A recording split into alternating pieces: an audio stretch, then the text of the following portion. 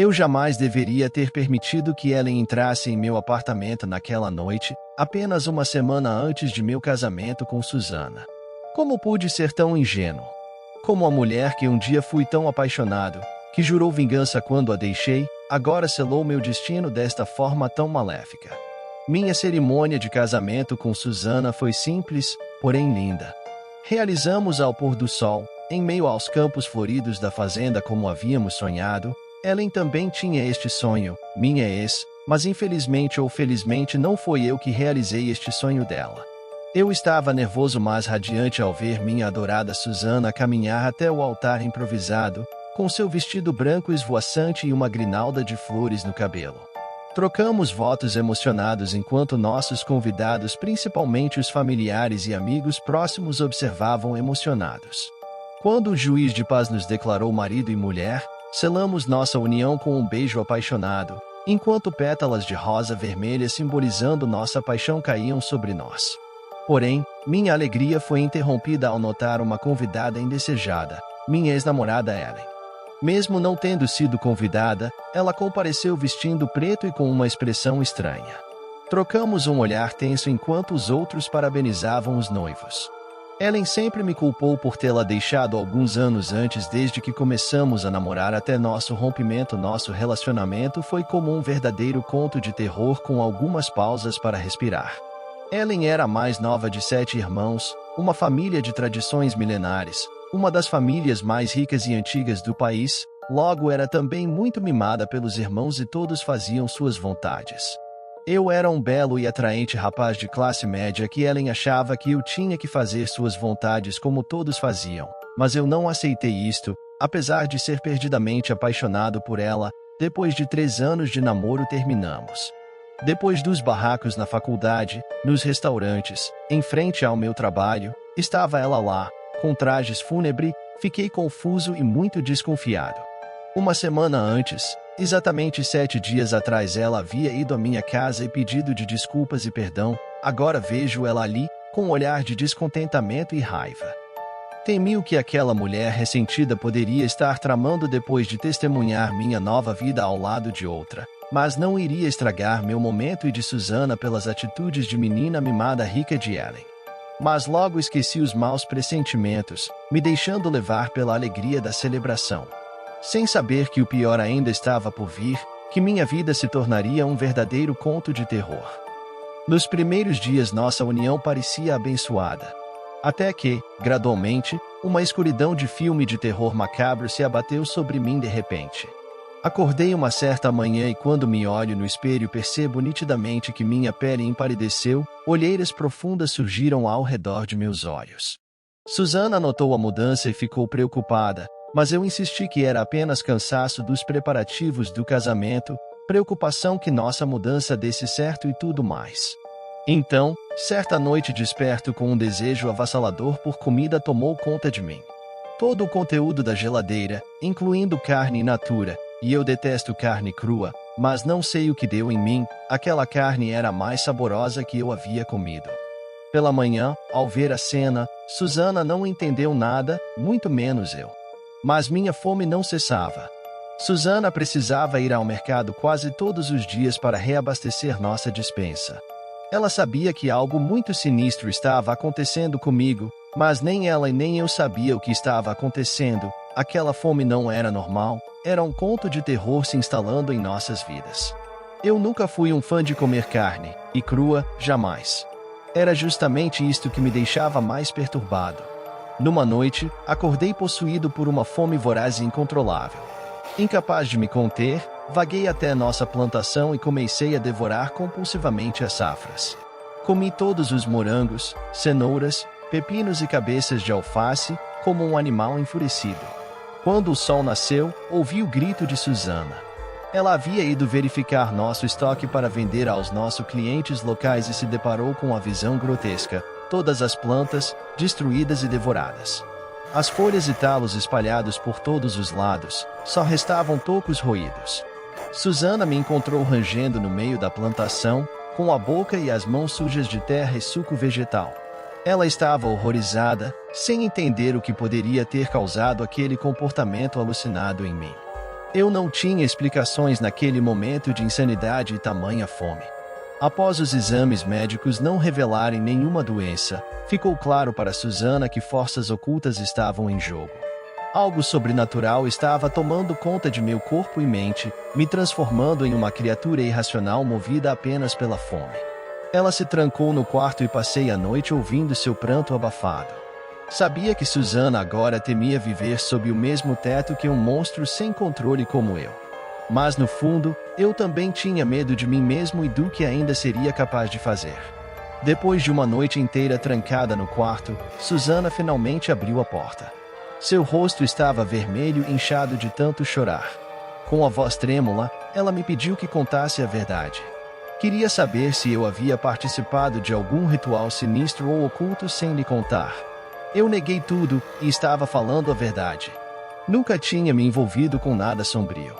Então ela perguntou se algo fora do comum havia acontecido antes de nos casarmos ou mudarmos para a fazenda. Suas palavras foram como uma flecha certeira em meu coração. Desabei no choro, implorando seu perdão.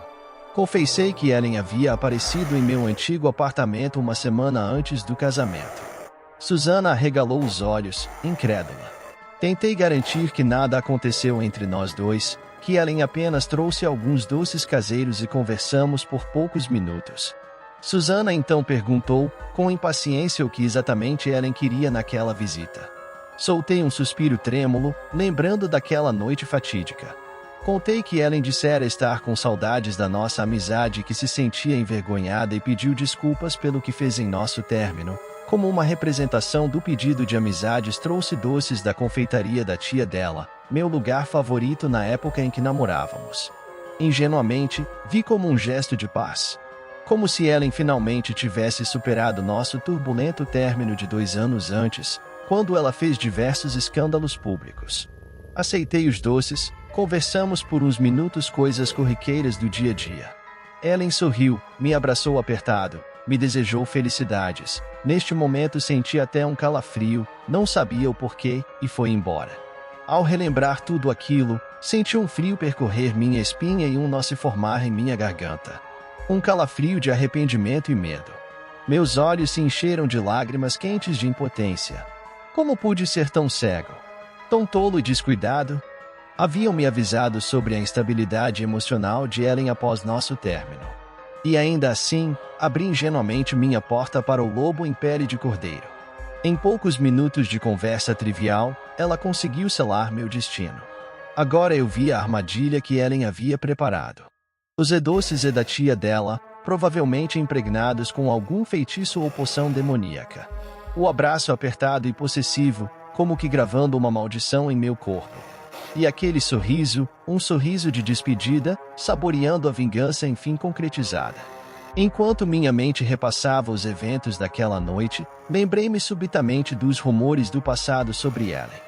Rumores que circularam durante nosso namoro, sobre como ela e toda a sua família supostamente estava envolvida com magia, feitiçaria e encantamentos.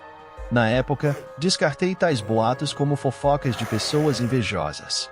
Afinal, Ellen vinha de uma família muito rica e tradicional, proprietários de terras na região havia séculos.